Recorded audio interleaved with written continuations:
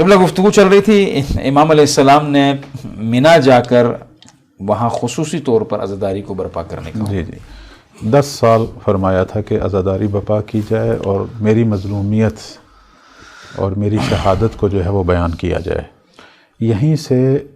آغاز ہوا ہمارے ائمہ معصومین بالخصوص سید الشہداء کی جو مظلومیت اور شہادت ہے اس پر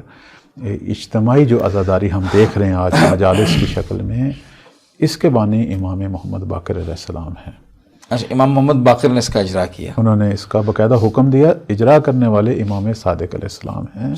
اور اس میں ہم جو ایک چیز دیکھ رہے ہیں کہ باقاعدہ ایک شخص کو دعوت دی جاتی ہے خطاب کی یا مرثیہ پڑھنے کی، اسی طرح امام صادق علیہ السلام فرمایا کرتے تھے اور باقاعدہ پھر اس کا ہدیہ بھی دیا کرتے تھے. سبحان اللہ. یعنی یہ ہے. تو اچھا، ہدیہ قبلہ میں انتہائی معذرت کے ساتھ اگر شرعی اعتبار سے گفتگو ہو تو شاید حرام اور حلال کی بحث طولانی ہو جائے گی، اور یہ ایسا کوئی سلسلہ بھی نہیں ہے. شرعی اعتبار سے تو میں اس پہ بحث نہیں کر رہا ہوں. اخلاقی اعتبار سے بھی اگر ائمہ طاہرین علیہ السلام کی زندگی کا سلسلہ ہماری زندگی میں شامل ہو تو ائمہ نے، یہ دو طرفہ بات کر رہا ہوں، بانیان مجلس کے لیے بھی اور تمام جو ممبر پہ جانے والے لوگ ہیں، چاہے نوخان ہو یا خطیب ہو یا عالم.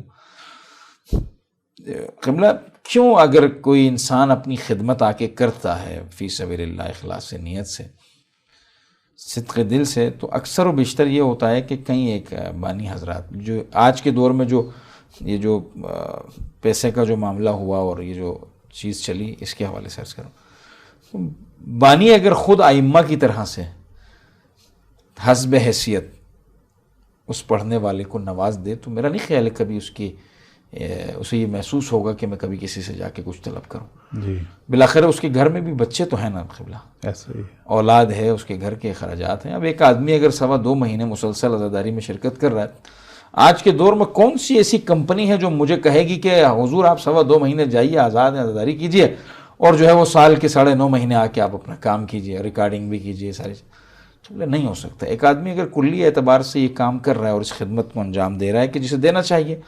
تو کیوں ہمارے لوگ یہ چیز نہیں سمجھتے ہیں کہ جو انسان صدق دل سے اخلاص سے آ کے مانگ رہا ہے بلکہ اسے کچھ زیادہ دیا جائے اگر اللہ نے حیثیت دی ہے.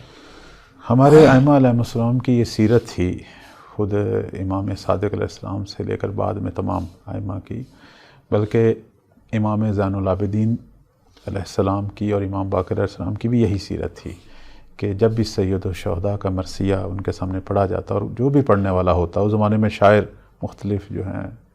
نام ہیں آج شاعرین، جیسے دیبل ہو گئے معروف شاعر امام رضا علیہ السلام کے زمانے میں، اسی طرح اس سے پہلے جو ہیں اور بھی کچھ شاعر گزرے ہیں، تو ہمیشہ بیشترین ہدیہ جو ہے وہ ان کو دیتے تھے. اور ادھر سے یہ بھی ہم دیکھتے تھے کہ وہ نہیں لیتے تھے. ایک